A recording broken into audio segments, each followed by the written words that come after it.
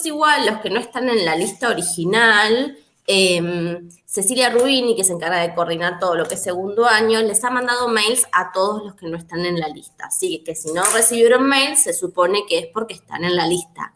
Si recibieron mail, tienen que coordinar con ella cómo hacer las cuestiones administrativas, ¿sí? Más que nada para que puedan rendir el parcial y no tener ningún inconveniente para regularizar la materia. De todas formas, no son muchos los que no estaban en la lista. Si me dan un segundo. Porque la tenía preparada, pero era de otra cursada, así que no servía mucho. Bien. En la lista tengo a Balfour Mariana, Bazán Karen, Caro Narela, Cuello Milagros, Graciani Francisco, Hernández Nancy, López Elisa Jacqueline, Luque Gisela Belén, Marinelli Ludmila, Martínez Maximiliano, Medina Tipismara Denis, Moreno Iglesias Melody, Parada Diana, Rodríguez Matías y Salvatierra Carla. Esta es la lista original. Después me aparece alguno de acá que no esté. No. Hola, profe, acabo de entrar, no sé qué dijo. Narela. Narela, ¿sabes por qué no podías entrar? Porque puede ser que hayas entrado con un mail que no sea el de la escuela. Sí, puede ser, sí. Perfecto. Entré con el otro, el otro Perfecto, yo te la UAS. agregué, pero para que tengas en cuenta. Sí, perdón. Narela, estás ok en la lista. Bien. Bueno, si los de acá todos confirmaron que estamos en la lista, no hay ninguno que no mencioné. Perfecto. Bien. Bueno, cuestiones administrativas. Tenemos 2 clases más, la tercera clase es el parcial. Las 2 clases que nos quedan son asincrónicas. La semana que viene, por semana de final, y la otra, si no me equivoco, es la que corresponde al Día del Estudiante, a la jornada del Día del Estudiante. Entonces, tenemos el parcial el 27, último lunes de septiembre. Para el parcial va a entrar todo lo que esté en Edmodo. ¿Qué quiere decir todo lo que entre en Edmodo? Todos los Power, todos los textos, todas las clases que hemos dado, pero hay textos que no llegamos a dar en todas las clases. Entonces hay textos que, por ejemplo, hoy vieron que hay unos textos que voy a trabajar yo, algunos sus compañeros, y otros que quedan por fuera, que tienen que ver con la misma lógica de lo que estamos trabajando, pero esos les van a dar una vueltita más de tuerca como para leerlos sin guía. No son hiper complicados, pero sí las pueden ir leyendo y pueden ir haciendo las consultas por Edmodo. Yo lo que recomiendo de las consultas es que las preguntas las vayan haciendo en el mismo, digamos, la misma publicación que aparecen los textos. Así queda ordenado y, por ejemplo, no sé, Francisco tiene una pregunta de el texto de Dolto y Ludmila también. Pero Ludmila ve que Francisco primero preguntó, entonces ya se responde la pregunta, ¿no? Entonces tratemos de ordenar esas cuestiones, ¿sí? La semana tengan en cuenta que el parcial es el lunes, de lunes a viernes se responde en Edmodo, o sea que si el fin de semana tienen preguntas, no va a estar habilitado Edmodo para las preguntas. Entonces yo siempre les recomiendo que de lunes a viernes, la semana anterior, intenten sacarse todas las dudas y les quede solo el fin de semana para repasar. Entiendo que a veces uno corre con otros tiempos, pero para que lo tengan en cuenta, ¿sí? ¿Cómo va a ser el parcial? El parcial va a ser por plataforma Edmodo, va a tener un tiempo, ¿sí? Ustedes están acostumbrados con la plataforma Edmodo, algunos temas van a ser para desarrollar, otros van a ser a modo de multiple choice, otros para unir. Digo, va a haber dentro de la plataforma Edmodo de lo que se puede hacer diferente. Más o menos va a durar 1 hora el parcial y la idea es que podamos hacer un recorrido por varios de los autores que hemos trabajado y de las etapas. ¿Qué entra en el parcial? Hasta adolescencia inclusive. Hoy vamos a ver recién nacidos, la semana que viene voy a subir los textos de etapa escolar y la otra semana voy a subir los textos de adolescencia. Entonces, hasta la semana, dentro de 2 semanas, los textos entran hasta adolescencia. Si alguno no se presenta al parcial del 27 y se presenta al recuperatorio, en el recuperatorio se siguen sumando los autores. Así que intenten todos ir a la primera fecha, más que nada también porque la primera fecha tienen el plus de que si aprueban con más de 7, pueden promocionar la materia, que la verdad es que no dar final es un 10. ¿Sí? ¿Es posible? Sí. ¿Hay que leer mucho? Sí. Bien. ¿Hasta acá todo bien? Bien, bien. Bueno, entonces, voy a compartir el Power que hice como para que ustedes puedan tener una idea.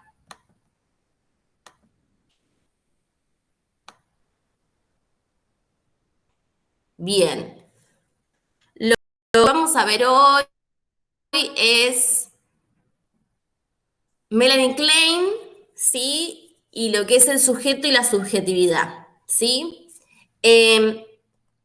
Melanie Klein es una psicoanalista británica que siempre trabajó con niños, siempre se dedicó a la rama de la niñez, ¿sí? Y pone mucha énfasis en lo que es la realidad del mundo interno y cómo incide en el mundo externo. Si nosotros tenemos que hablar de Freud, hablamos de Freud y como puntapié de Freud podemos pensar Freud, Edipo o Freud, las etapas psicosexuales. Si hablamos de Melanie Klein, como que las palabras disparadoras son el objeto bueno y el objeto malo. Y ahora vamos a desarrollar algo de eso, ¿sí? Bien.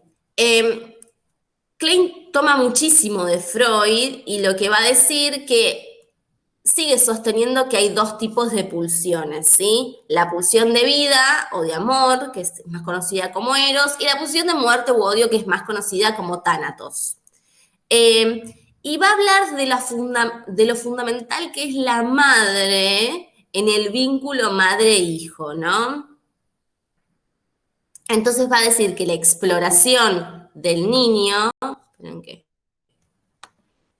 la exploración del niño favorable hacen de un vínculo y de una introspección y de la relación con el hijo más de índoles de experiencia desagradable, hacen otro tipo de experiencia y de introyección. Entonces, a partir de la relación con la madre, el niño va a incorporar objetos buenos y objetos malos. Lo que va a hacer mucha énfasis Melanie Klein es en el primer periodo de vida, ¿no? En el recién nacido, cómo el primer año de vida es fundamental. A ver, lo van a ver en otros autores también. Lo que va a decir que por más que un niño sea un niño que nazca, ¿no? Como innato, hay un montón de ansiedades, defensas y relaciones de objetos que se van construyendo. Y la diada, o sea, la relación madre-hijo, es fundamental durante la vida emocional del bebé.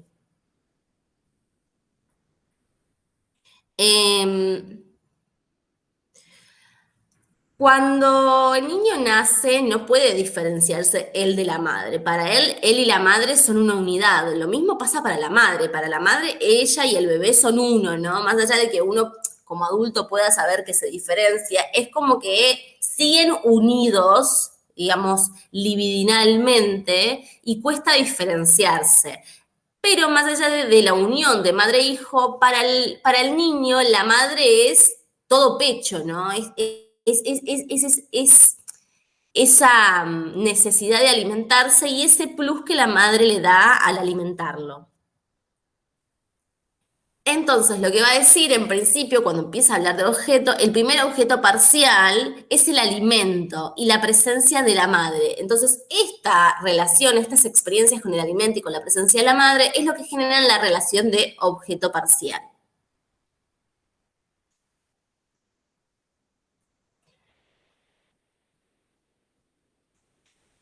A ver, como todo, como alimentarse es una necesidad y el niño experimenta hambre, pero cuando succiona no siempre el alimento sale como él quiere o en el momento que quiere, a través de la ingesta de alimento, de la succión, de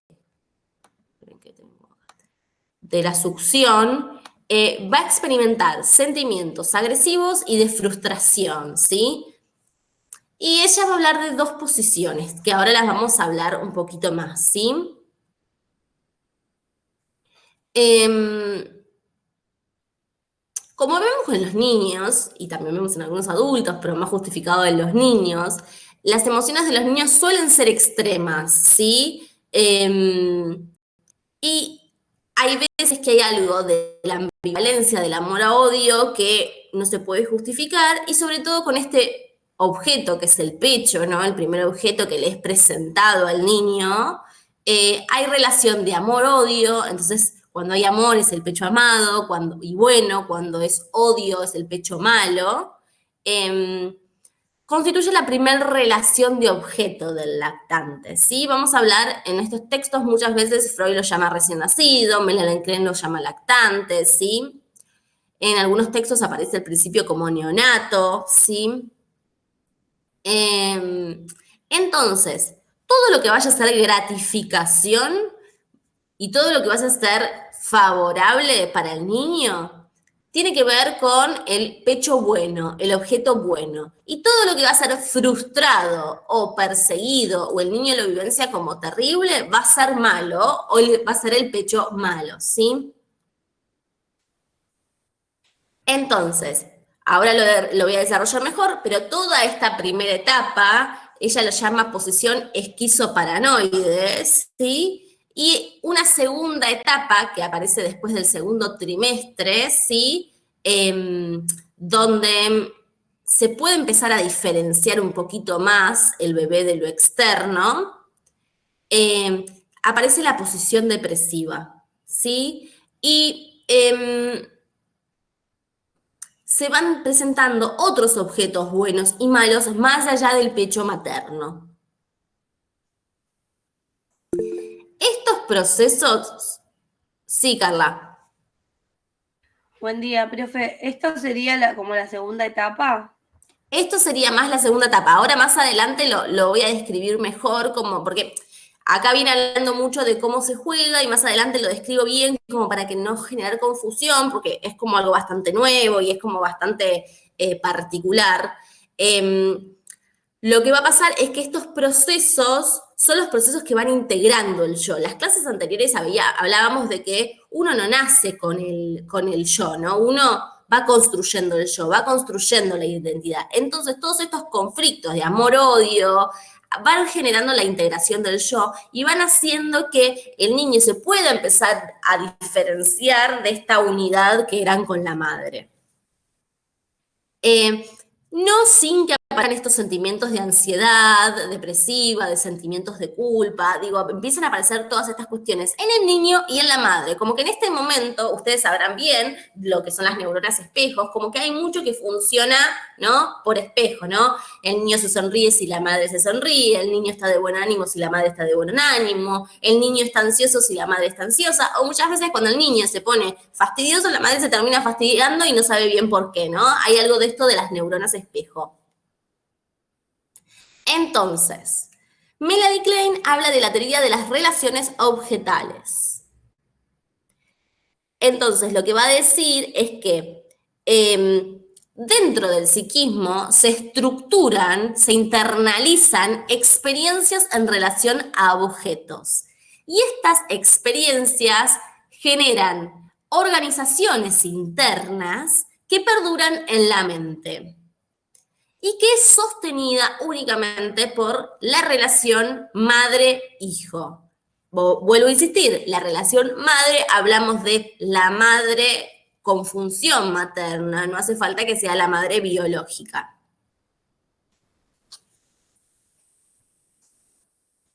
Bueno, esto es un poquito más, que le doy una vuelta más en relación a los instintos, esto es lo innato, la de pulsión de vida y pulsión de muerte, esto después lo pueden leer tranquilos. A diferencia de Freud, Melanie Klein no habla de fases o etapas con inicio y fin, sino de momentos únicos, no habla de momentos únicos, sino de organizaciones del yo, ¿sí? Y que pueden volver a manifestarte esas organizaciones del yo a lo largo de la vida. Entonces, esta es una primera distinción que hace de Freud.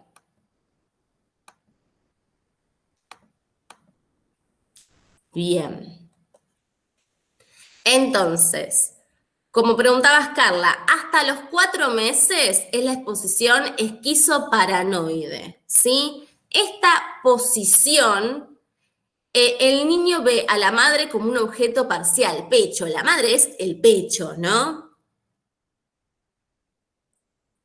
Y acá vemos que, por un lado, se introyecta, o sea, se incorpora la pulsión de muerte a través del pecho, como el pecho malo, como amenazador, cuando el pecho no le da lo que el niño quiere, ¿no? Que la pulsión de muerte la vemos reflejada en agresión, en ansiedad. Y después está la pulsión de vida, que es esto que hablábamos de lo amoroso, lo libidinal, ¿sí? Y aparece todo lo que es introyección y proyección.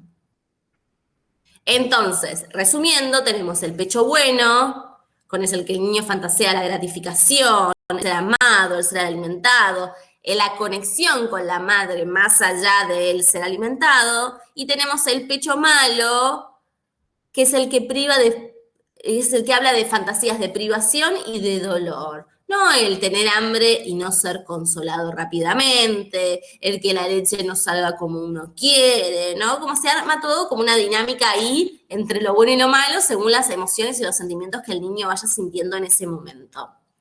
¿Hasta acá me siguen? Sí, profe. Bien. Entonces, acá tenemos estos dos mecanismos de defensa que yo les comentaba. Por un lado tenemos introyección y por el otro lado tenemos proyección, ¿sí? Estos mecanismos son mecanismos neuróticos. ¿Qué quiere decir? Son mecanismos saludables que todos tenemos, ¿no? Introyección es cuando tomamos algo del objeto de afuera y proyección es cuando nosotros ponemos algo nuestro en el objeto de afuera, ¿sí? Hay otros mecanismos también como la idealización y la negación o la identificación proyectiva, pero digo, esos son como más complejos y no hace falta que los trabajemos. Y después está esta segunda etapa, que es la posición depresiva, donde ya la madre pasa de ser objeto parcial a objeto total. No solo es un pecho bueno o un pecho malo. Se van diferenciando el uno del otro.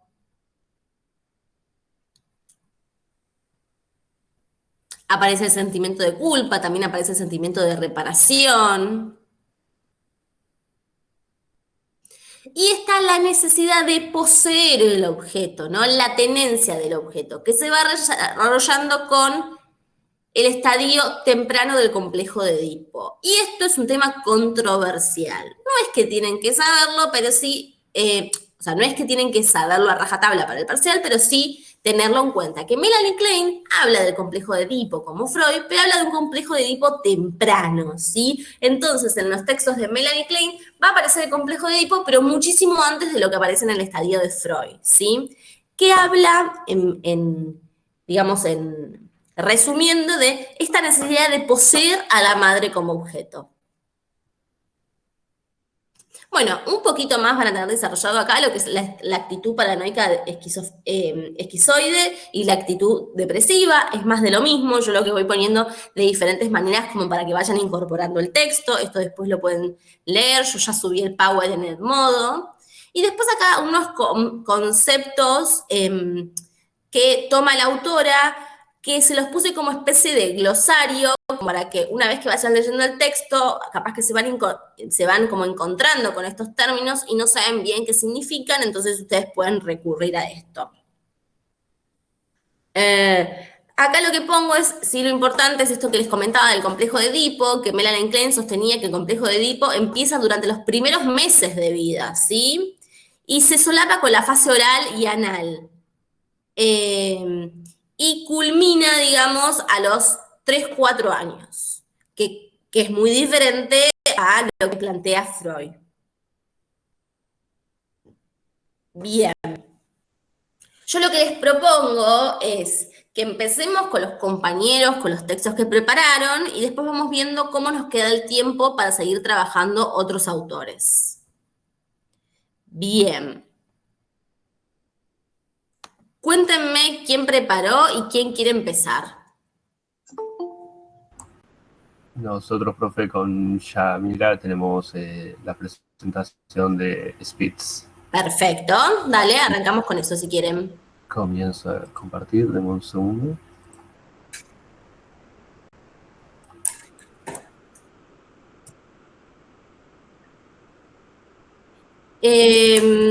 No me pareció ninguno más para aceptar.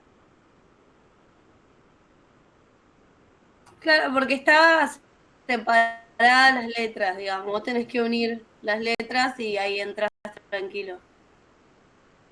Ah, O sea, tenés que borrar claro, tenés que borrar y a ver, una barrita. yo Claro. copié y pegué tal cual estaba, pero lo que podemos hacer es que ustedes le pasen.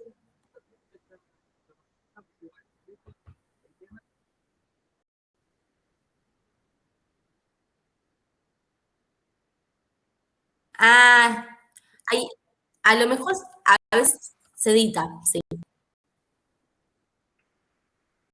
Ok, perfecto.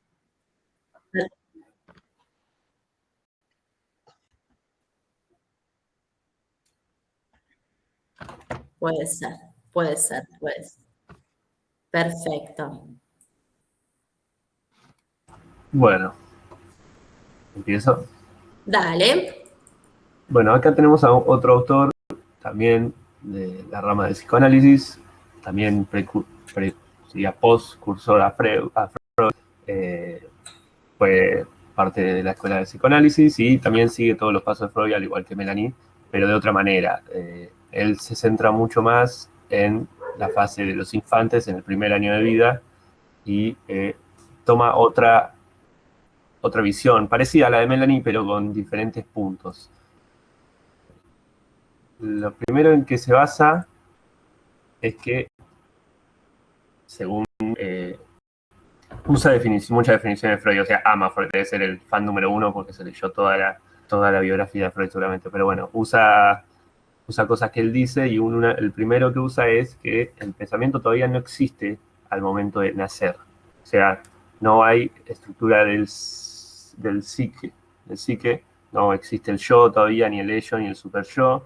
La cognición se basa solamente en el instinto y solo se evidencia el principio del placer, que como sabemos hay el principio del placer y el principio de realidad.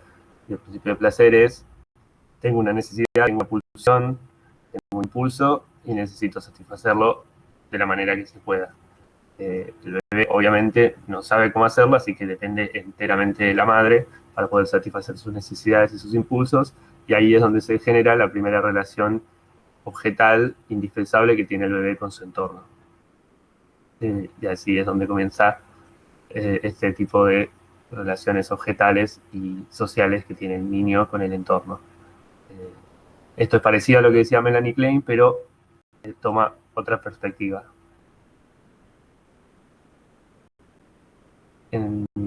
Acá teníamos 5 capítulos, así que fuimos por capítulos. Acá de nuevo, primero tenemos que definir qué es el objeto de la libido, que es algo que se menciona bastante, que es lo que define las relaciones objetales, que según Freud es aquel objeto que permite al instinto alcanzar su satisfacción y puede ser o no exterior a uno mismo, y cambia durante toda la vida. Las relaciones objetales implican un sujeto y un objeto. El sujeto, en este caso, será el recién nacido, y el objeto recién va a tomar forma después del primer año de vida. En los primeros meses todavía el bebé no va a sentir que hay un mundo exterior al mismo. Como bien dijo la profesora, él siente que el pecho de la madre es parte de sí mismo. Él siente que todo alrededor simplemente no tiene forma. O sea, no podemos saber obviamente qué siente el bebé, pero podemos se observa eso, se observa un narcisismo primario de que el bebé todo lo siente para sí mismo. ¿Quieres que siga yo? Dale, Denise. Bueno, acá en el objeto de líbido podemos ver las relaciones objetales puntuales que tiene el recién nacido o el bebé. Implican tanto a un objeto como al sujeto. El sujeto es el recién nacido y el objeto es al cual él tomará forma durante el primer año. Normalmente es la madre. ¿Sí? Dice que podemos observar 3 estadios del desarrollo. El primero es el estadio preobjetal, que en este estadio podemos observar que el recién nacido no diferencia a un objeto en sí, sino que solamente busca el alivio de sus necesidades. ¿Puedes pasar la diapositiva? El segundo estadio, hablamos del objeto precursor. Dice que acá, a partir del tercer mes, el recién nacido comienza a brindar interés hacia el rostro de las personas, pero tampoco brinda el interés hacia todo el rostro, sino a zonas puntuales, que están los ojos, en el movimiento, en la reacción, y comienza a tener reacciones ya tanto como la sonrisa, como seguir mucho más con la mirada, fijar la mirada. Esa es la parte gestal señal, que lo denominan acá, que es cuando el bebé se centra en una parte puntual del rostro. ¿Por qué? Porque ella nos ponía un ejemplo que si nosotros vemos al bebé directamente con los 2 ojos, o mira fijo, el bebé va a sonreírnos. Pero si nosotros volteamos la cara de costado, el bebé por ende va a tener un bloqueo porque no va a poder llegar a nuestra mirada. Eso es lo que ella lo que nos explicaba. Entonces dice que el Hatzal es un objeto precursor, ya que el niño ve en ellos los atributos solamente superficiales. Por eso que dice que cuando uno voltea la cara, el recién nacido deja de reírse. ¿Por qué? Porque ya no ve nada superficial y no cualidades en este. Esto, pasamos al número 3. No, ok. Perdón. Está bien. Esto dice que nos permite decir que el bebé distingue el objeto del alivio de las cosas, ya que esto se caracteriza por las cualidades de su génesis y las cosas se caracterizan por los atributos superficiales. Bien, ahora, si ustedes tuvieran que explicar la libido a sus compañeros para que entiendan, digo, en concreto, ¿qué sería la libido? La libido es el instinto primario que tenemos de satisfacer los impulsos y necesidades que nos da Claro.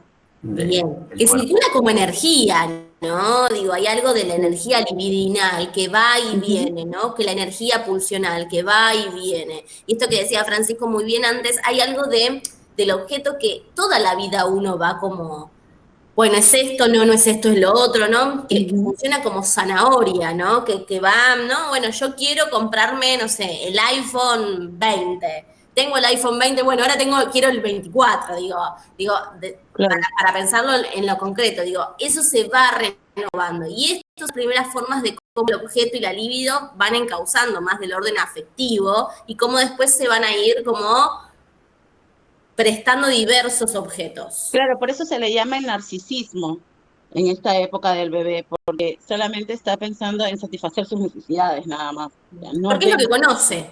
Claro, sí.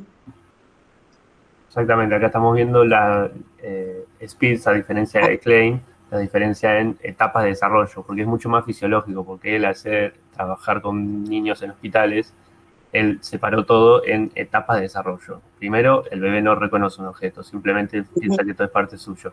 En el segundo, como vimos, recién puede empezar a detectar que hay algo más allá, la cara de la madre, los gestos, Claro, también más cuenta que de la todo. posición. Sí. Bien, perfecto. Bueno, ahora el número 3 habla del objeto precursor en la percepción. En esta etapa, la madre sirve más que todo como una intérprete de toda la percepción, ya sea de acción y de conocimiento.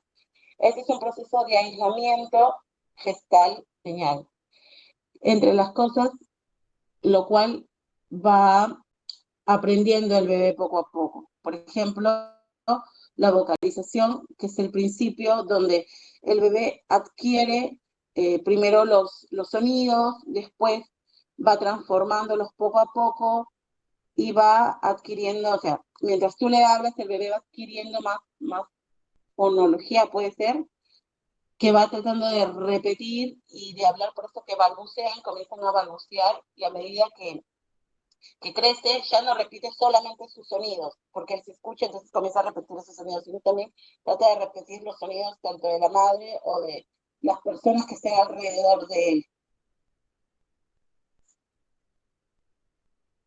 Claro, ahora en este periodo detecta, ya exterioriza y sabe que ese objeto, que en este caso sería la madre, que todavía no sabe ni siquiera que es su madre, simplemente que ese objeto tiene comportamientos y tiene actitudes que él puede llegar a imitar y debe llegar a imitar para poder satisfacer sus necesidades. Sí. Uh-huh. Es gracias a la plasticidad del psiquismo infantil, que esto significa que en esta época, en el primer año de vida y hasta el segundo año, los lactantes detectan los límites que tienen, detectan hasta dónde pueden llegar y lo que pueden conseguir, y buscan la manera de satisfacerlo de una manera más activa que antes. En los primeros meses de vida es una actividad pasiva la que tiene el niño, simplemente se queda en su posición o espera. Después, cuando va satisfaciendo sus necesidades, va tratando de satisfacerlo de una manera más activa, y se genera impotencia en el bebé. Cuando siente que no puede satisfacer una necesidad, comienza a utilizar lo que Freud denomina como una descarga. La descarga se puede materializar en forma de llanto, pataleo, gritos, diferentes cosas. Y luego vamos a ver que el bebé, cuando puede desarrollar un poco el sentido de la memoria, el bebé va a comenzar a recordar qué acciones le sirvieron para satisfacer las necesidades o no. ¿A qué me refiero? Cuando el bebé llora y viene la madre y lo alimenta, el bebé va a recordar que si él lloró, cuando él lloró, la madre vino a alimentarlo, así que ya le va a quedar el recuerdo de qué hacer si tiene hambre, llorar. En este periodo de evolución constante se afecta directamente la formación y el desarrollo de las funciones cognitivas que se van creando en el lactante. ¿Qué significa esto? Que es como una pintura en blanco el nene. Todo lo que repercute en él va a afectarlo de una u otra manera en su personalidad futura y cómo se desarrolle. Esto es porque empieza a detectar e interactuar con el entorno, diferencia lo interior de lo exterior y separa entre lo que posee y lo que debe conseguir para satisfacerse. Como dijo la se desarrolla el principio de realidad y la estructura del yo. El bebé ya sabe que él es uno mismo aparte de la realidad. Y acá es donde entra el papel de la madre, de que ella es la que va a tener que poner y realizar las acciones de satisfacción y de descarga del niño. O sea, la madre va a ser la primera relación estructural y jerárquica que va a tener el bebé, porque el bebé va a depender 100% de la madre y lo sabe. Ahí es donde Spitz también lo denomina como diada. No sé quién fue primero, si Melanie o Spitz el que definió la diada. Creo que fueron contemporáneos y los dos se habrán copiado de Freud, pero bueno. Pero acá justamente también denomina la diada como la primera relación vital que tiene un recién nacido. Y acá repito lo de que cuando comienza a tener un poco de sentido de la memoria, puede detectar las acciones que le produzcan placer y así repetirlas cuando las necesite. Y la manera en que la madre produzca las acciones necesarias para el bebé o no lo haga, o sea, en términos más simples, depende de cómo la madre cuide y alimente y proteja a su bebé, es cómo los cambios psicológicos del bebé van a ir cambiándose en los primeros años de vida. Puede, este sentimiento de narcisismo primario que tiene el niño puede cambiar o no dependiendo si la madre, depende de las acciones que haga de la madre. Y más o menos ahí operación. No quisimos irnos muy adentro porque Spitz es muy vueltero con todas las cosas que dice. Bien, perfecto. No, me parece que fue un muy buen resumen, me parece que fue muy claro, me parece que este Power que hicieron sirve mucho a los compañeros como resumen de los textos. Yo lo que los invito a los compañeros que en el momento de estudiar para el parcial tomen estos Power y los complementen, ¿no? Con estos Power pueden ir a leer los textos y les va a ser como mucho más ameno, ¿sí? Ya tienen como medio trabajo realizado gracias a sus compañeros. Bueno, gracias chicos, espectacular la presentación. De nada, ¿Quién más había preparado? Hola, profe. Buen día. Hola Diana, ¿cómo Bueno, estás? nosotras junto con Ludmila tenemos preparado el de el apego. Bueno, Perfecto, voy a entrar desde la compu, así lo puedo dale. compartir.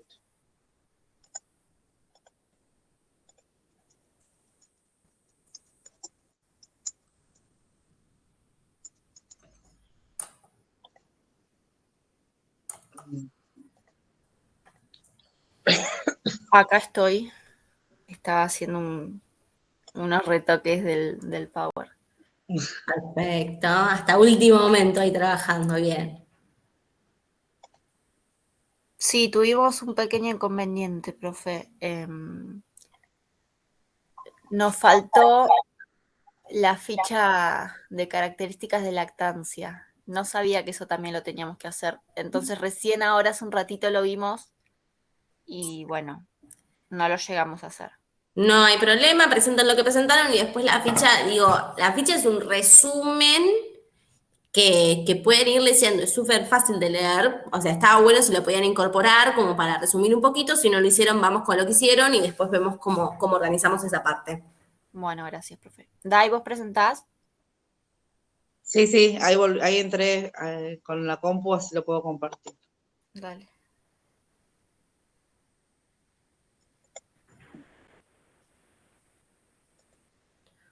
Bueno, nosotros vamos a hablar de la teoría del apego de John Bowlby.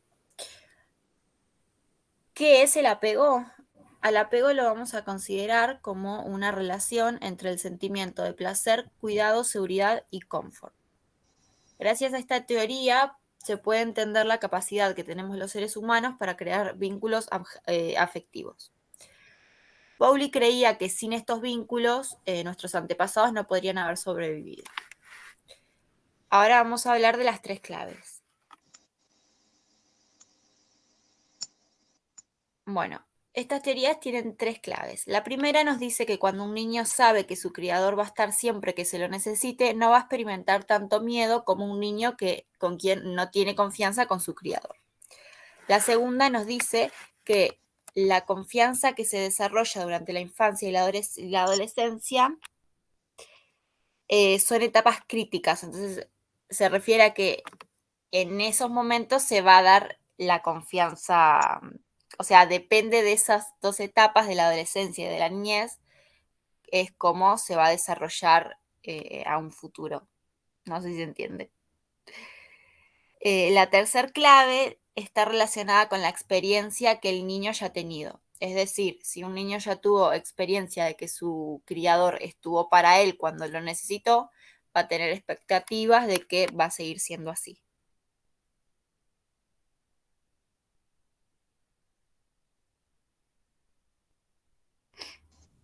Bueno, en cuanto a las características, Bowlby nos define 4 características. La primera es mantenimiento de la proximidad, en el cual es definido como el deseo de estar cerca de aquellas personas con las que se ha creado un vínculo. La segunda es el refugio seguro, que busca el consuelo y seguridad ante el peligro de amenaza. En esta, el apego es ante una figura utilizada para sentir seguridad y comodidad en aquellas situaciones que pueden representar una amenaza o un miedo. La tercera es base segura, desde la cual explorar el mundo. Esta se caracteriza porque se relaciona con la capacidad del niño de sentir que puede explorar el ambiente circundante sin peligros gracias al apego, se siente seguro. Y la 4 es angustia por separación, que no es una característica generada por el sentimiento de apego, sino por la ausencia. Bien, en cuanto a las etapas. Tenemos la fase de preapego. En esta fase comienzan las primeras 6 semanas de vida. A ver, aguárdenme que estoy buscando.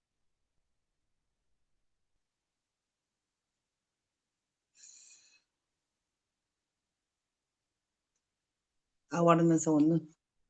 Mantenimiento profesional. En esta se define como el deseo de estar cerca de aquellas personas con las que se ha creado un vínculo.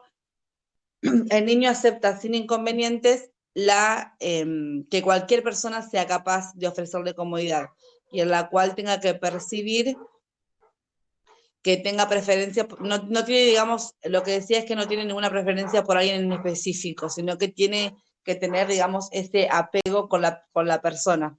Eso es lo que busca, no es que identifica que es la madre ya en ese momento. En la fase de formación, la segunda etapa, ocurre después de las 6 semanas de preapego hasta aproximadamente los 8 meses.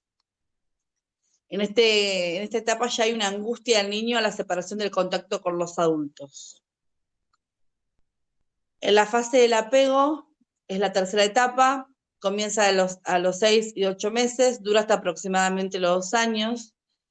También en esta etapa se forma un verdadero vínculo de apego, acá sí sabe que es la madre. Cuando el niño es separado de su madre experimenta enojo y también empieza a mostrar rechazo a lo desconocido. Y en la última etapa, la fase de relaciones recíprocas, comienza después de los 24 meses de vida. Acá ya aprendió que la ausencia de la madre es temporal y que va a volver. Cuando termina esta etapa, la relación afectiva ya es más sólida, tanto de parte de la madre como del niño. En esta etapa también el niño ya es consciente de que su madre estará disponible para él si lo necesita. Por otro lado, también nos planteaba la teoría, decía cómo se relaciona la teoría del apego con la teoría de Erikson. Y como conclusión nos decía que en las primeras etapas del desarrollo de los 0 hasta los 18 meses aproximadamente, el niño confía o desconfía que la persona que lo cuida satisfaga sus necesidades básicas. Según Erikson, el apego está relacionado con la confianza-desconfianza en un entorno motivacional psicosocial. Mientras que Bowlby defiende que entre el bebé y el cuidador se da una necesidad biológica de buscar el vínculo con la madre o padre para darles seguridad. Es un refugio necesario. Bueno, después seguía la latencia, pero bueno, no lo hicimos, nos acabamos de enterar. Bien, perfecto. Entonces, un poco resumiendo los 3 autores que vimos hasta el momento, ¿no? El que presenté yo, el que presentaron los chicos y ahora las chicas. Lo que hablamos es de la importancia del vínculo y de la diada madre-hijo, sobre todo en los momentos primarios, para la seguridad del niño y para después los vínculos que constituya a futuro, ¿sí? Hasta acá, de los autores que fuimos viendo y fueron leyendo, ¿van como encontrando como una línea lógica de lo que vamos trabajando?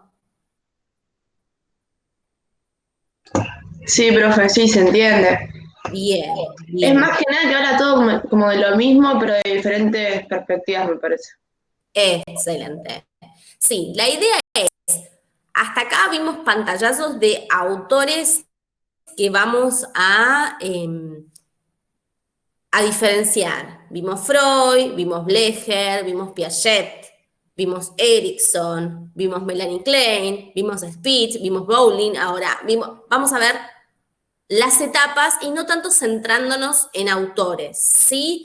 Entonces, lo fundamental que los autores que vimos acá, ustedes puedan diferenciar qué teoría es de cada uno, ¿sí? Y de qué hablan en particular. Y a partir de ahora, como vimos con el texto de las chicas, vamos a empezar a hablar de las diferentes etapas. Por eso hoy lo que nos despeja el día es recién nacido, lactante o neonato, como aparecen en los textos. La próxima clase va a ser del niño más en etapa escolar y la otra vamos a hablar más de la adolescencia, ¿sí? Para poder diferenciar algo de esto, quiero compartirles un poquito más del power y lo que había pensado para la clase de hoy.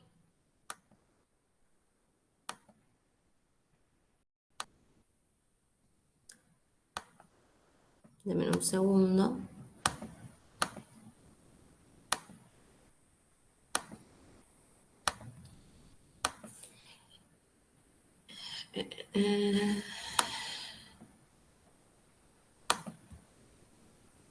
¿Ahí ven lo que comparto? En uno de los textos que tenían para la clase de hoy, hay una diferencia cuando estamos hablando de las etapas que tienen estos tres conceptos: crecimiento, maduración y desarrollo, ¿sí? Nosotros estamos hablando, por un lado, de la cronología, ¿no? De la lógica de nazco, crezco y cómo se va desarrollando lo fisiológico. También vamos hablando de lo emocional y de lo social, según algunos autores, pero también está bueno poder diferenciar algo de lo que nos plantea este texto. Que el niño nace dentro de una comunidad, que esta comunidad está marcada por un origen, por una lengua, por una región geográfica, por valores, por ciertas formas de mirar lo que acontece, que ya está como un poco estipulado, cómo sentir, cómo pensar, cómo actuar dentro de esa comunidad. Y el niño va a ir vivenciando y construyendo aprendizajes de un modo particular, pero en un punto condicionado por todas estas cuestiones. ¿Qué quiere decir? Que no va a ser lo mismo un niño que nace en otro país, en otra época, en otra familia, ¿sí? En otra región, ¿no? O sea, como nosotros pensamos, por ejemplo, dentro de Buenos Aires, ¿no? No es lo mismo criarse en pleno microcentro que criarse en un pueblito de Buenos Aires, ¿no? Pero estamos dentro de Buenos Aires y dentro de Argentina, entonces pensémoslo también cómo eso se va modificando naciendo en otras partes del mundo y sobre todo en otras épocas del mundo, ¿no? Como cuando la clase pasada hablábamos, bueno, este texto está escrito, ¿no? Digo, hay cosas que uno incorpora ahora como naturalizadas, pero en otro momento no eran de ese estilo, ¿sí? Sí, Francisco. ¿Eso no es parecido a la teoría sociocultural de Vygotsky, de que depende de la sociedad y la cultura en que uno esté inmerso, es cómo va a verse afectado la personalidad y hábitos, etcétera, todo de uno? Exacto. Este texto por lo general no está tomando ningún autor en particular, pero sí lo podemos relacionar con esto mismo que vos decís, Francisco, ¿no? El niño, como dice este texto, está enmarcado en algo de eso, más allá después de las habilidades, las condiciones, los recursos, lo que quiera desplegar el niño como potencial, ¿no? Ya hay algo de eso que está inmerso. Entonces, en la diferenciación de estos tres términos, lo que este autor va a decir es que se entiende por crecimiento y por desarrollo al conjunto de cambios somáticos y funcionales que se producen en el ser humano desde la concepción, o sea, desde la panza hasta que crece, ¿sí? Hasta que es adulto. Entonces, de esto hablamos. Entonces, cuando hablamos de crecimiento, sí vamos más a lo biológico, ¿no? El incremento de la masa corporal, de células, ¿no? Como más a lo físico y a lo biológico, lo que acontece en el cuerpo, ¿no? Que cuando uno va al médico, sobre todo cuando los niños van al médico desde muy chiquitito, que semana a semana, que lo miden, que lo pesan, que se fijan en la curva, si está en el percentil, si no está en el percentil, digo, tiene que ver más con lo técnico, ¿no? Con las medidas, ¿no? Con, bueno, tal órgano se va desarrollando, no se va desarrollando, hay que hacerle esto, ¿no? Después tenemos la siguiente palabra y el siguiente concepto que habla de maduración, que la maduración ya no se toma como el crecimiento, sino como un proceso. Es un proceso que uno va adquiriendo progresivamente, o sea, a medida que pasa el tiempo, funciones y características, ¿no? Que se inicia con la concepción, ¿sí? Y que se alcanza y finaliza cuando uno es adulto. Para hablar de la maduración, sobre todo los niños, nos fijamos, bueno, está caminando, está hablando, sostiene la cabeza, le aparecieron los dientes, las niñas tuvieron la menstruación, cómo vienen los huesos. Digo, la maduración se toman varios de estos parámetros. Entonces, como para hablar de una definición, se refiere al completamiento de las estructuras biológicas y su articulación, ¿sí? Y después, como tercer concepto, tenemos el desarrollo, ¿sí? Sí, en el desarrollo hablamos de un proceso dinámico, ¿no? El anterior era un proceso progresivo. Sí, este es un proceso dinámico. Y este proceso dinámico es donde se van organizando de manera sucesiva diferentes funciones y donde se mezcla lo que es lo biológico, lo psicológico y lo social, ¿sí? Todo esto va generando estructuras, que en este texto lo llaman como constelaciones, que se van modificando y que se van como sucediendo en el tiempo. ¿Cómo nos damos cuenta que esta dinámica va funcionando? Si el niño va cumpliendo esto de poder empezar a despegarse de la madre biológica, del padre, si se va pudiendo generar autonomía, si va pudiendo generar cuestiones por sí solo.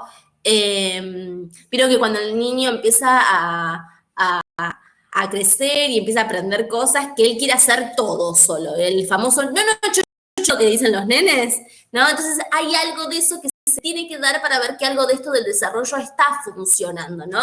Ciertas ganas de aprender, ¿no? Cierta motivación, más allá de lo que uno le pueda como inculcar a este niño. Estos serían los conceptos claves para entender cada etapa que vemos. Esto dice Miguel Aros. Exacto, exacto. A ver, este es un texto que me parece que está bueno porque como que toma todos los autores, más allá de, como dice Francisco, bueno, esto lo podemos ver en Vygotsky, esto lo podemos ver en Piaget y las particularidades de cada uno, no es sin estos tres conceptos que podemos pensar a las etapas evolutivas. Bien. Bueno, acá un poquito más de lo mismo, dice, cuando hablamos del desarrollo infantil, nos referimos al proceso por el cual los niños adquieren y especializan las capacidades y habilidades que necesitan para ejercer actitudes cada vez más autónomas y desenvolverse satisfactoriamente en su entorno.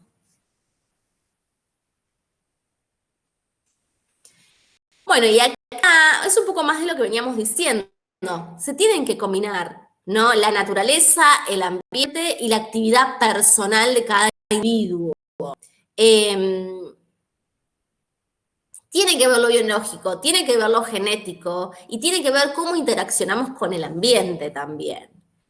Que esto tiene que ver con que el ejemplo que les daba la vez pasada, ¿no? Por ejemplo, dentro de la familia Pepito, ¿no? Tenemos dos hermanos, Juan y Pedro.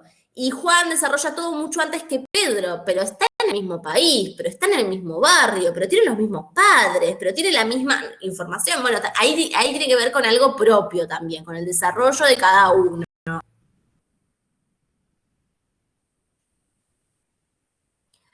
Por eso, acá lo que dice, el crecimiento y el desarrollo son el resultado de la interacción de factores genéticos aportados por herencia y por las condiciones del medio ambiente en que vive el individuo.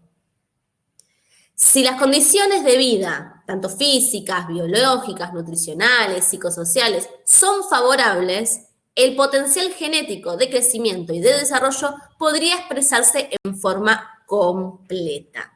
En el caso contrario, bajo condiciones ambientales desfavorables, el potencial genético se verá limitado dependiendo de la intensidad y de la persistencia del agente agresor. Y esto es lo que hablamos, y vamos a ver unos textos, sobre todo la clase próxima, cuando el ambiente no es favorable, cuando un niño se desarrolla. A ver, pueden ser varias cuestiones, puede ser en un nivel socioeconómico y social bajo, o puede ser un buen nivel socioeconómico y social, pero que no hay como una implicación ni una empatía de padres. Entonces no hay esto que hablaba Boschi de la zona de desarrollo próximo. Sí, Francisco. Sí, profe, justo con esto que usted está diciendo, Spitz cuenta cómo justamente la herencia genética y los factores biológicos afectan en el crecimiento del recién nacido, pero mucho más lo afecta el entorno que tiene con la madre en esta primera relación que tiene madre-hijo. Esta relación se ve afectada de que cada uno tiene diferentes cosas que hacer, o sea, el niño tiene que crecer y alimentarse y la madre está toda metida en una cultura, una sociedad, un trabajo, y justamente cómo se vea afectado el entorno tanto de la madre es como va a afectar el entorno del hijo. Si la madre un día está de mal humor y no lo quiere alimentar, eso va a repercutir en el niño y no va a poder hacer nada, al contrario. O sea, el niño va a depender totalmente de los factores del entorno y, bueno, los factores biológicos que no lo puede cambiar, pero totalmente del entorno que lo envuelva. Exacto. Vieron que hay muchas historias que uno puede escuchar de familiares por la tele o puede leer, que también dicen como, uy, fulanito de tal, con todo lo que pasó, podría ser chorro, drogadicto, no sé qué, ¿no? Digo, más allá de que hay algo del prejuzgar en eso, digo, avala que dentro del ambiente donde se mueve hay algo de eso que posiblemente condicione. Hay gente que algo de eso puede como tomar lo contrario, ¿no? Porque yo viví en esto y esto y esto, pretendo ser lo contrario, entonces en vez de por imitación, lo hacen por lo contrario. Pero hay algo del ambiente que es fundamental porque es lo que uno aprende, lo que uno naturaliza, ¿no? ¿Qué es esto de que uno no va a ver como terrible algo con lo que se crió, ¿no? Esto dicen lo que uno mamó.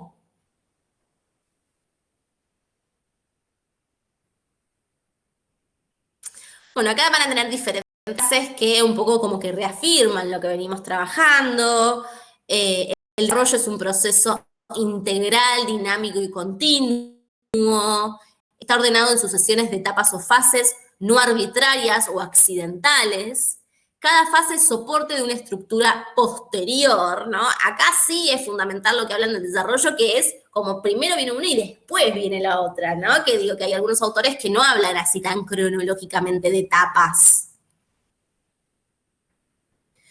Esto que dice, cada etapa se caracteriza por organización basada en niveles anteriores, ¿no? Como que toma el anterior y lo va modificando, ¿no? Que esto ya lo habíamos visto en la clase pasada, con algo de esto de que se adapta la etapa anterior, ¿no? Como que se genera cierta plasticidad. La toma, no es que la desecha, sino que la complejiza.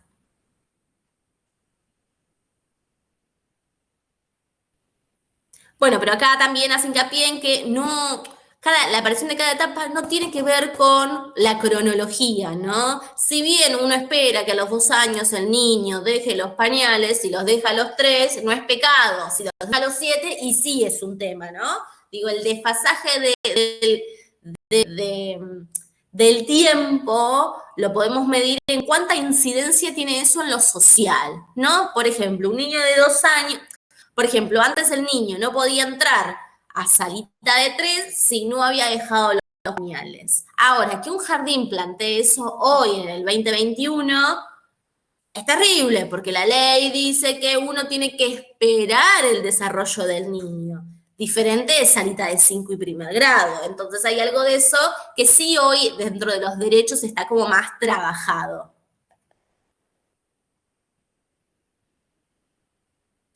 Y es lo que decíamos, ni los factores genéticos, ni los ambientales son absolutamente determinantes. Sí podemos decir, como veníamos trabajando, tiene más posibilidades o menos posibilidades de, pero no condicionan, no sancionan, no etiquetan, ¿sí? Bueno, estos hablan de cuestiones más físicas que después podrán leer. Hasta acá esto, ¿no? Después, lo que a mí me interesaría que ustedes puedan leer es el tema de los orígenes del psiquismo y la subjetividad. En palabras como más complejas está explicado esto que hablábamos de la construcción del sujeto y de la identidad, ¿no? Yo acá en este Power les hago como un pequeño esbozo de las incidencias del ambiente y lo social en la psiquis, en lo vincular, y después, más adelante, la semana que viene o la otra, no es que mucho más, vamos a ver las diferentes crisis evolutivas, ¿no? Y ahí vamos a hablar cómo afecta algo de eso a lo que el niño o el adulto o el adolescente vivencia en ese momento. Acá lo que quiero hacer énfasis con estas diapositivas es en el entramado vincular. Que el entramado vincular lo que hace es abre como un abanico de infinitas posibilidades de interacción, ¿no? Lo que acá recorto es como una pequeña frase que empieza con que el primer momento es el encuentro de la boca y el pecho, ¿no? Y que este encuentro del vínculo es, como decíamos, es un aporte alimenticio, pero que va acompañado siempre de cómo la madre interpreta algo de esto, cómo el niño incorpora algo de esto. Por ejemplo, el niño llora, la madre le da el alimento, pero el niño no quería, ¿no? Entonces ahí en la interpretación, ¿no? Es donde se empieza a construir el vínculo y se empieza a construir lo subjetivo y se empieza a construir el yo y lo favorable y lo desfavorable. Sí, Carla. Profe, primero que hay algunas madres que no le dan el pecho, así que puede ser válido, digamos, que le den el biberón con la fórmula. ¿Puede ser? Sí, cuando... ¿Tiene alguna como, no sé, tiene algo distinto de que es un vínculo distinto? Yo, por ejemplo, a mis hijas no les di casi nada del pecho, pero porque, no sé, estaban en neo y preferían tomar, cuando salieron de ahí, preferían tomar la mamadera, digamos. Bien, es súper válida esta pregunta. Creo que la habíamos trabajado un poquito un esbozo cuando vimos Freud. El vínculo se construye más allá del pecho. Todos los textos van a decir el pecho porque antes, si no dabas el pecho, era como terrible. Hoy hay muchos estudios y hay muchas condiciones que... hay un texto muy lindo, ahora no me acuerdo cómo se llama, que dice, no es más ni menos madre la que de biberón. ¿Por qué? Digo biberón, me parezco a los chicos hablando en Disney Channel, porque decía así el texto, porque, digo, es medir la mamadera, ponerle la fórmula, calentarla, hervirle, darle. La importancia es el vínculo, el contacto, el dar, ¿no? Esta situación, el dar. Y digo, y hay muchas cuestiones de... Hay un texto de Speed de la hospitalización y la importancia de lo materno en las hospitalizaciones y el contacto que necesita el niño de eso. Digo, el contacto se da y el amor se transmite y el vínculo se da más allá de pecho o biberón. Sí, obviamente está todo lo que el pecho materno influye y la conexión y la dependencia y lo importante del alimento materno, digo, todo eso está. Pero después hay un montón de situaciones por las que una madre no puede dar. Y sin prejuzgar algo de eso, digo, hay muchos chicos que tienen solo alimentación por pecho, otros que tienen alimentación mixta y otros que tienen alimento solo por biberón. Y digo, y hay algo de eso que no condiciona el vínculo, ¿sí? Porque hay diferentes contextos, ¿no? Como vos decís, porque estás en neo, porque no salió leche, porque la madre estuvo pasando por un proceso depresivo, porque, digo, hay millones de cuestiones. Sí, Francisco. Sí, yo quiero agregar a esto de que justamente en Spitz aclara de que en los primeros años de vida no reconoce cuál es la madre y cuál no. Vos lo agarrás como si en posición de, no me acuerdo cómo se llama la posición, pero en posición de dar el pecho, y el bebé automáticamente, sea la persona que sea, hombre, mujer o lo que sea, va a girar la cabeza hacia el pecho. Porque él siente que esa posición es la que necesita para alimentarse, no va a diferenciar entre madre, padre, lo que sea. Por eso explica clara que puede haber un sustituto como claro de cómo sea la madre, y que ese sustituto con suficiente contacto puede llegar a tener ese vínculo madre-hijo, que este vínculo también aclara que también da facultades o características bastante especiales. Una es el sueño, no me acuerdo cómo, el sueño no sé cuánto, que una madre puede estar durmiendo con un montón de sonidos fuera, pero si el bebé se mueve un poquitito, la madre ya se va a despertar. Spitz aclara que esto puede ser ya tanto de la madre como un sustituto. Bien, perfecto, Francisco, la aclaración. Y después hay cuestiones intermedias y cuestiones más allá del biberón, ¿no? Hay niños que están alimentados por sonda, hay otros métodos, y algo de eso no condiciona. Diferente sería si un niño está internado en neo y la madre no va nunca porque está internado en neo, ¿no? Digo, hay otra cuestión ahí, ¿no? Que tiene que ver con el acompañamiento, el apego, ¿no? Uno puede no dar el pecho, pero sí tenerlo en el pecho, digo, algo del calor, del contacto que igual está. Bien, avanzo un poquito más y ya los libero, porque hoy fue un bombardeo de información. Bien, acá va a hablar de la construcción de identidad. No es nuevo, ya lo veníamos hablando, ¿no? La construcción de identidad es el resultado de dos procesos, la identificación primaria y la identificación secundaria. La identificación es un proceso en el cual el sujeto se constituye, va asimilando y apropiándose de diferentes aspectos, atributos y rasgos de los seres humanos del entorno, ¿no? En la primera identificación, o sea, la identificación primaria, tiene que ver con el vínculo más primitivo, que es este vínculo con la madre, donde el niño no se puede distinguir. Esto que comentaban los chicos al principio.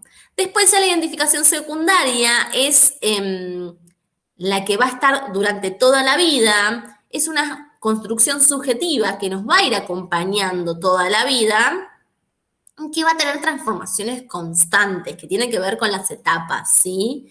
Si bien uno mantiene como una línea de identificación, algo de esto, la construcción de la identidad de uno se va construyendo a lo largo que uno va pasando por diferentes etapas. Por ejemplo, vamos a ver más adelante que tiene que ver también con el grupo de amigos con el que estoy, con si voy a la facultad, con quién me relaciono, si voy a un trabajo, con quién opto estar, ¿sí? Hay algo de esto que se va modificando, ¿sí?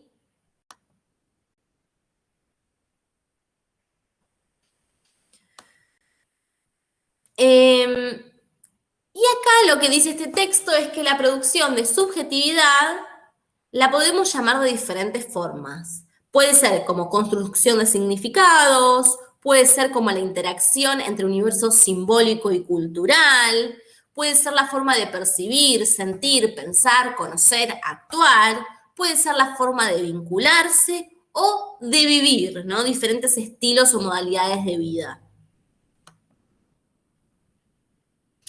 Y lo importante es la concepción de vínculo. ¿Qué es el vínculo? Y me parece fundamental esto que dice este autor. Lo importante del vínculo es lo que anuda, ¿no? Lo que anuda el sujeto con un otro. El vínculo anuda a sujetos distintos, separados, heterogéneos. Es un identificarse y separarse a la vez de otro, habla de suturar, ¿no? Una grieta.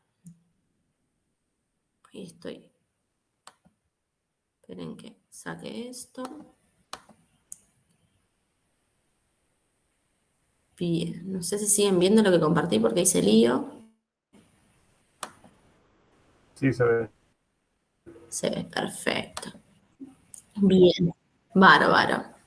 Después la de 3 dimensiones de la subjetividad, para que ustedes lo vayan pensando, intrasubjetivo, intersubjetivo y transsubjetivo, que eso después se los dejo para que ustedes lo vayan leyendo, lo tienen bien descrito acá. Em, y después hay algo que me parece interesante que dice, el otro social puede ser desubjetivante. Y entonces acá entran la cuestión de la adolescencia y entra la cuestión de el mercado, el marketing, el momento actual, ¿no? Muchas cuestiones de hoy, de lo rápido, de lo fácil, hace que uno pierda un poco el criterio y que uno se sienta como perdido, ¿no?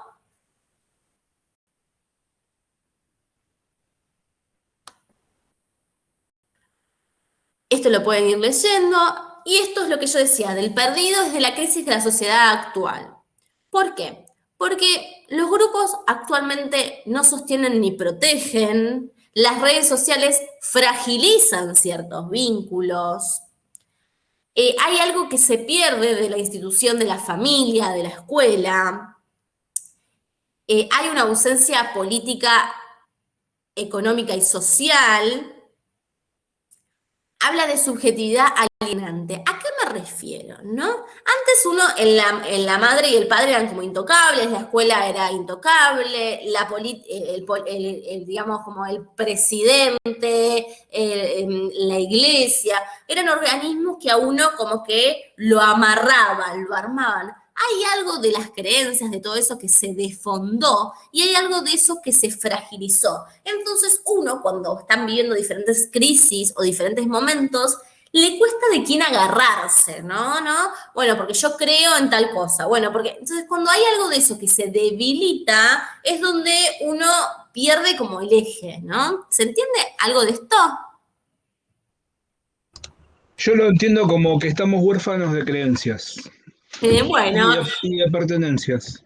bien, hay algo de eso, ¿no? De que, a ver, antes había mucha gente muy amarrada a la iglesia, entonces cualquier cosa, bueno, recurría a eso, o, bueno, mucha gente amarrada a diferentes ideales que construían cierta subjetividad y aún en momentos de debilidad lo ayudaban. No digo que no estén en todos, pero digo que la consistencia de eso se ha debilitado, un poco se ha agujereado, y en estos momentos uno como que pierde ahí como para dónde ir. Bien, después lean esto que un poco habla del adolescente y la subjetividad. No me voy a detener mucho más en esto, ¿sí? Porque estamos ya un poco justos con el horario. Sí me interesa que ustedes puedan ir pensando algo de todo esto, ¿sí? Bien, para finalizar, voy a pasar la lista y me van avisando quiénes están. Mariana Balfour. Hola, profesora Gastón. Buen día, muy bien. Tengo a Care Bazán. Presente. Bien. Narela Caro. Presente, profe, como que me anda la cámara y se va, por eso no la aprendí. Bien, perfecto. Miros Cuello. Presente, profe. Bien, Francisco lo tengo aquí, que ya estuvimos conversando. Bien. Nancy Hernández. Bien. Después tengo a Jacqueline López.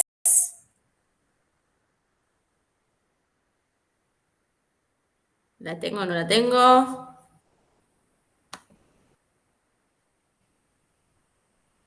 Ah, me había dicho que se iba. Perfecto. Después tengo a Gisela Belén Luque.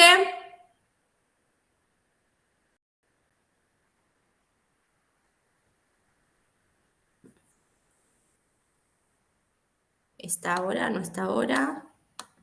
Está en el Meet, pero no debe estar físicamente. Ok. Bien. Después tengo a Ludmila Marinelli, que dio la presentación. Acá estoy, profe. Perfecto. Maximiliano Martínez, ahí te vimos en el auto, ahora en tu casa, o donde esté. Bien. Denis Medina, que también dio la presentación.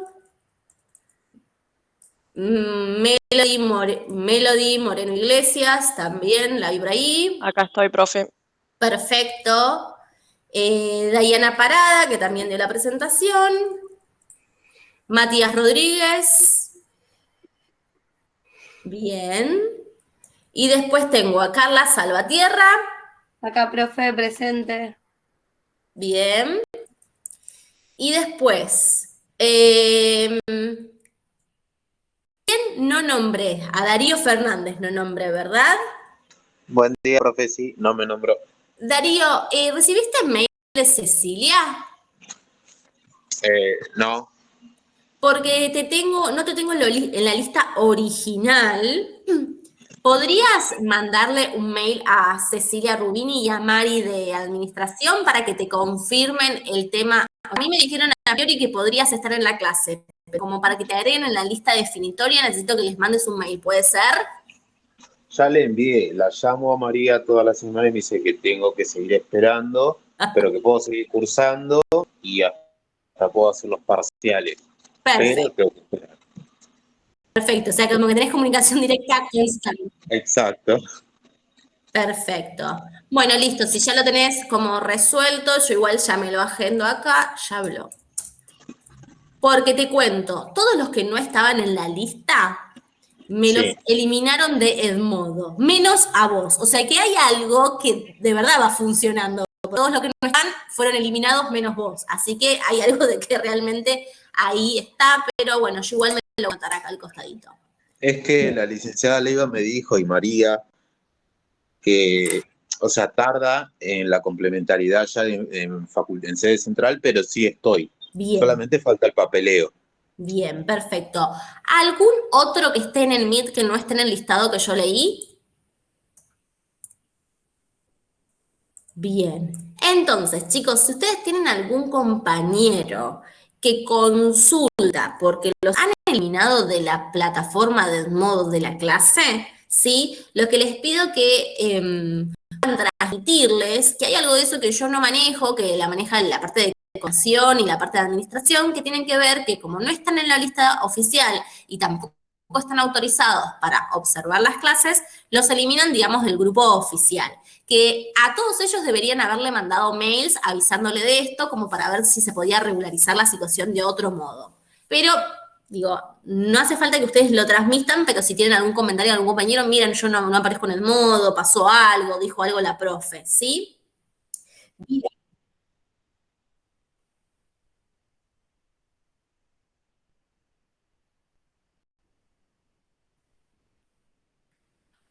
Mira, yo tengo de psicología contando a Darío, que digamos estaba semi resuelto, tengo 1, 2, 3, 4, 5, 6, 7 personas que no tenían lista. De esas 7 personas ya me dijeron que no 3 y las otras les mandaron mail. Me dijeron que no 3 porque estaban cursando materias de primero y no les daban las equivalencias. Yo ya hablé con ellos directamente. Yo no quiero que sigan cursando y sigan leyendo y que después no puedan rendir. A mí la verdad que me dice la situación está medio atrasado, que vamos por la clase número 6, van, por más que lean o no lean, van presenciando y demás, y que después no puedan regularizar. Pero se supone que, al menos yo me encargué que a los que estaban acá en el modo y no los tenían en la lista, les manden mail como para solucionar el tema o para decir, bueno, no pueden, pero que sepan ya de antemano. La clase que viene, como es semana de final, vamos a tener clase asincrónica. Voy a subir los textos y voy a subir en la aplicación para que ustedes pongan ahí el presente, ¿sí? Y la otra clase, por semana del estudiante, tampoco vamos a tener clase.